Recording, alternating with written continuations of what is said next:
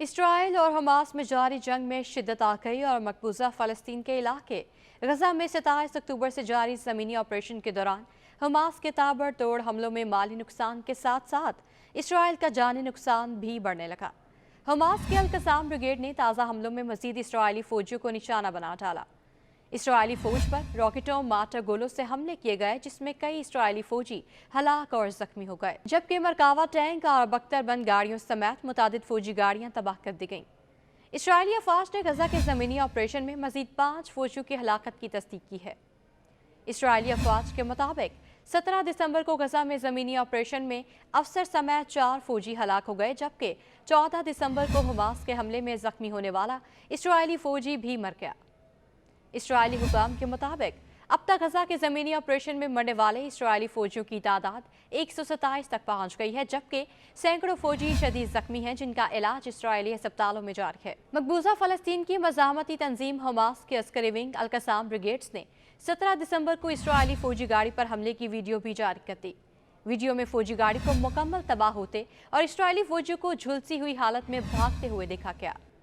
दूसरी जानिब मकबूजा हमास ने इसराइल की जानिब से गजा में सबसे बड़ी सुरंग तलाश करने के फखरी ऐलान पर मानी खेज रद्द-ए-अमल दिया है। हमास की जानिब से कहा गया कि बहुत देर कर दी, हमारा मिशन तो मुकम्मल हो गया है।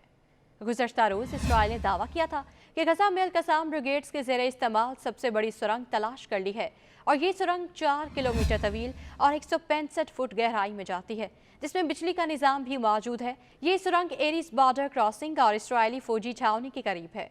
इस सुरंग का इसराइली वज़ीर दिफा ने भी दौरा किया था। इसराइल फौज के मुताबिक हमास ने इस सुरंग को 7 अक्टूबर के हमलों में इस्तेमाल किया था। ताहम अब हमास के अस्करी विंग अल-कसाम ब्रिगेड्स ने सुरंग की वीडियो जारी की है, जिसमें से निकलकर मुजाहिदीन ने इसराइली फौजी छावनियों पर हमला किया था और कई इसराइली फौजियों को हलाक किया था। इसके साथ ही मुजाहिदीन मकबूजा इलाकों में दाखिल हुए थे और इस हमले में इसराइली फौजी और पुलिस एहलकारों समेत 1000 से ज़ायद इसराइली हलाक हुए थे। वीडियो के साथ अल-कसाम ब्रिगेड्स ने लिखा कि बहुत देर कर दी, हमारा मिशन तो मुकम्मल हो गया। हमास के हाथों अपने फौजियों की हलाकतों के बाद अपनी खिफ्त मिटाने के लिए इसराइली अफवाज के निहत्ते फ़लस्तीनियों पर बर्बरियत जारी है। मगरबी ताकतों की मां पर इसराइल की गजा वहशियाना बमबारी में मजीद 151 फ़लस्तीनी शहीद और दर्जनों जख्मी हो गए। फ़लस्तीनी हुकाम के मुताबिक 7 अक्टूबर से अब तक गजा में शहीद फ़लस्तीनियों की तादाद 19,453 हो गई है, जबकि जख्मियों की तादाद 52,286 है। इसराइल ने गजा को मट्टी का ढेर बनाने के बाद 27 अक्टूबर से ज़मीनी ऑपरेशन शुरू किया, जो अब तक जारी है। दूसरी जानिब इंसानी हकूक़ की आलमी तंजीमों ह्यूमन राइट्स वॉच और एमनेस्टी इंटरनेशनल ने इसराइल पर जंगी जराइम का मुकदमा चलाने का मुतालबा कर दिया।